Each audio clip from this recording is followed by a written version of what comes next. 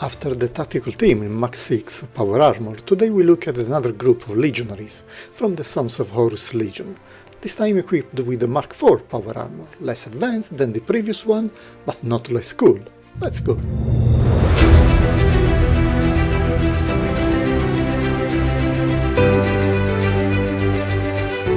I was unsure about getting the entire team, since my main focus was this badass sergeant with power fist that looked amazing in the promo pictures. Once extracted from his plastic prison, I will say that it is as great as shown in the pictures. There is nothing surprising in terms of accessories, but the sergeants look unique in its own. I love the front crested helmet, typical of the power armor model, and the closed power fist is also a great addition. I personally prefer it to power swords for my sergeants.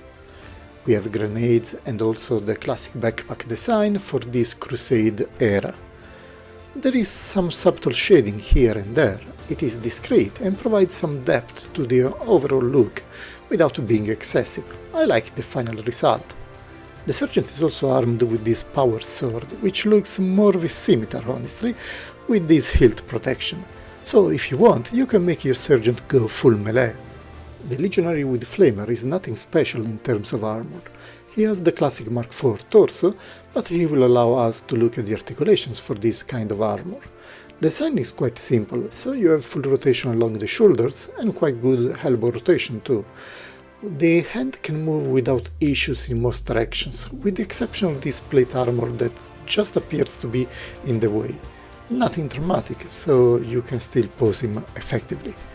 Legs and hips are also quite free of movement, and not much different from what we have seen with the other brothers equipped the Mark 6 armor. You have this big knife for dealing with enemies that in some way are able to get close enough. Overall, it is a quite simple yet nice power armor. The flamer weapon is quite simple, yet the sculpt is quite refined, even with this simple color palette. There is also a pistol if you fancy posing him in different ways, not just roasting enemies in front of him. It is pretty common weapon and there is nothing special about it. The entire tactical team also includes the classic Grand Marine and the standard bearer, who are equipped with bolt rifles, pistols and swords. The tactical marine comes with a chainsword by default, so he can slice and dice enemies as opportunities arise, while the flamer has also a long knife that can be used for any needs. They are quite simple action figures without many ornaments, but they have the classic military look and feel that makes them quite nice on the shelf, especially in group.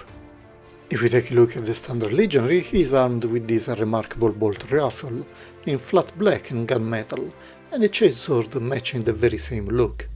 Body-wise, nothing is different from the other guys, the Mark IV are pretty standard across the board. And the legionary with the legend Vexilla is sporting only this backpack-mounted banner with unreadable inscriptions and the Sauron's eye, the symbol of the Sons of Horus. Front and back are indistinguishable from the other marines. I love those painted rivets, by the way. For some reason I like playing with the rotating exhaust. But after putting them on a stand in a more action-oriented poses, we have the classic vibe of heavily armored and armed soldiers that are relentlessly moving against the enemy. The more I look at them, the more it seems that they are the most military looking of the space marines. No fancy colors or decorations, just plain and brutal practicality. And I believe that these marines are just these. Additional troops for your traitor legion with a cool yet not excessive look and feel. So if you are building your legion to make the galaxy burn, these are probably good additions. Having said that, I wish you a nice rest of the day trying to make the heresy succeed.